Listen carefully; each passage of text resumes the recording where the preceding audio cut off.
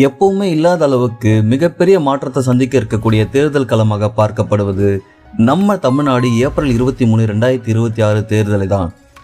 இன்றைய தமிழ்நாடு தேர்தலில் நீங்கள் பார்க்கும் பல விதிமுறைகளுக்கு அடித்தளம் போட்டவர் யாருன்னு உங்களுக்கு தெரியுமா?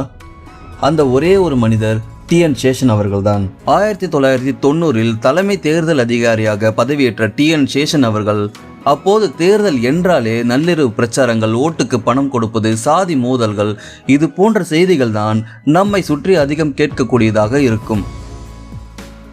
இவர் போட்ட ஒரே ஒரு ஆர்டர் தாங்க, இரவு 10 மணிக்கு மேலே எந்த அரசியல் கட்சிகளும் பிரச்சாரங்கள் செய்யக்கூடாதுன்னு. அந்த ஒரு முடிவால் தேர்தல் முறைகேடுகளே குறைந்து போனது தெரியுமா உங்களுக்கு? அது மட்டுமா, தேர்தல் அறிவித்த பிறகு அரசு புதிய சலுகைகளை அறிவிக்க கூடாதுன்னு கட்டுப்பாடுகள் விதித்திருந்தார்கள். இதனால் அப்போதைய ஆளுங்கட்சி அரசியல்வாதிகளுமே அதிர்ந்து போனார்கள். ஆனால் மக்கள் நிம்மதி அடைந்தார்கள்.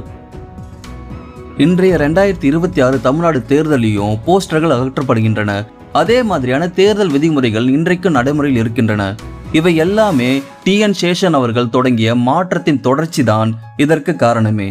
நேர்மையான தேர்தல் என்பது அரசியல்வாதிகளுக்காக அல்ல, உங்களுடைய ஓட்டின் மதிப்பை காப்பாற்றுவதற்காக மட்டும்தான். இப்ப சொல்லுங்க, உங்க ஓட்டு விற்கப்படும் போது உங்களோட எதிர்காலம் மட்டும் இல்லாம உங்களுடைய குழந்தைகளுடைய எதிர்காலமும் சேர்த்து விற்கப்படுகிறதா இல்லையா என்பதை நீங்க உணர்ந்தாலே போதும்.